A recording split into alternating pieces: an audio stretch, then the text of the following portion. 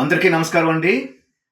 ఒక్క చుక్క ఆవు పాలు లేకుండా, ఒక్క గ్రాము వెన్న లేకుండా నెయ్యి తయారు చేశారంటే ఎక్కడి నుంచి తయారు చేశారు?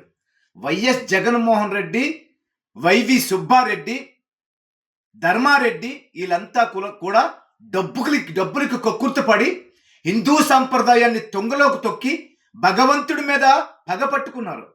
ఆనాడు వైఎస్ రాజశేఖర రెడ్డి 7 కొండల్ని 2 కొండల్ని చేసి, అంటే 5 కొండలు విడగొట్టి 7 కొండల వాడిని సపరేట్ చేద్దాం అనుకున్నాడు. ముక్కలైపోయాడు. కానీ భయపడలా. జగన్మోహన్ రెడ్డి ఇప్పుడు అదే పని చేస్తున్నాడు. 2019లో ఆయన ముఖ్యమంత్రి అయిన తర్వాత హిందూ దేవాలయాల మీద దాడులు మొదలు పెట్టాడు. అలాగే కల్తీ లడ్డు చాలా పాపం చేశాడు జగన్మోహన్ రెడ్డి. వైసీపీ నేతలు అందరూ కూడా రోడ్డు మీదకి వచ్చి కొవ్వు కాదు అంటున్నారు తప్ప ఇవి పాలు కాదు, ఇది నెయ్యి కాదు అని ఒక్కరు చెప్పలేదు. దోపిడీ దొంగలు, పరమ నీచులు, నికృష్టులు. మరొక్కసారి ఆంధ్ర రాష్ట్రంలో అధికారంగా వస్తే ఆంధ్ర రాష్ట్రాన్ని అమ్ముతూ మహిళల్ని అమ్మేసి ఈ దేశంలో విడిచిపోతారు. దొంగలు, పరమ నీచులు. నేను చూస్తున్నాను. ఈ మాడుగుల నియోజకవర్గంలో కొండలు, గుట్టలు, చెరువులు, కాలువలు కబ్జాలు చేశారు, దోపిడీ చేశారు. రాష్ట్రం మొత్తం లక్షల ఎకరాలు దోపిడీ చేశారు. అలాంటి శ్రీవారి లడ్డు ఒక లెక్క. అర్థం చేసుకోండి. టీటీడీలో 100 రూపాయలు ఉన్న రూముని 2000, 3000 చేశాడు.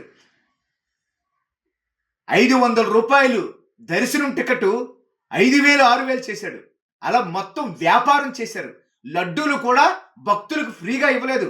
ఈ కల్తీ లడ్డు కూడా ఫ్రీగా ఇవ్వలేదు. కొన్ని 100 కోట్ల రూపాయలకు అమ్ముకున్నారు. ఆ డబ్బు ఏం చేశారు? శ్రీవారికి వచ్చిన బంగారం ఏం చేశారు? శ్రీవారికి వచ్చిన కానుకలు ఏం చేశారు? ఇవన్నీ కూడా ప్రజలు ఆలోచన చేసుకోవాలా. జగన్మోహన్ రెడ్డి అనేవాడు మరొకసారి వస్తే ఈ ఆంధ్రాని అమ్ముతూ మహిళల్ని కూడా అమ్మేసి విదేశాలకు పారిపోతారు. వైసీపీ నేతలు అందరూ కూడా పచ్చి దొంగలే. ఈ మాడుగుల నియోజకవర్గంలో 4 ఎకరాలు ఉన్న భూస్వామి 400 ఎకరాలకి ఎదిగాడు అంటే 5 సంవత్సరాల్లో అంత సంపాదిస్తాడా? ఆలోచించుకోండి. రాష్ట్రం మొత్తం లూటి చేశారు. పచ్చి దొంగలు. దేవుడికే కాదు ఎవ్వరికీ భయపడరు. నాయకుడు అనేవాడు ధైర్యాన్ని చెప్పకూడదు, బాధ్యతని చెప్పాలా. ప్రజలకు న్యాయం చేయడం నేర్చుకోవాలా, అభివృద్ధి చేయడం నేర్చుకోవాలి. అది పవన్ కళ్యాణ్ గారి వల్లే సాధ్యమవుతుంది. పవన్ కళ్యాణ్ గారు లేకపోతే ఇంకా ఎన్ని పాపాలు జరుగునో, ఇంకా ఎన్ని విధ్వంసాలు జరుగునో.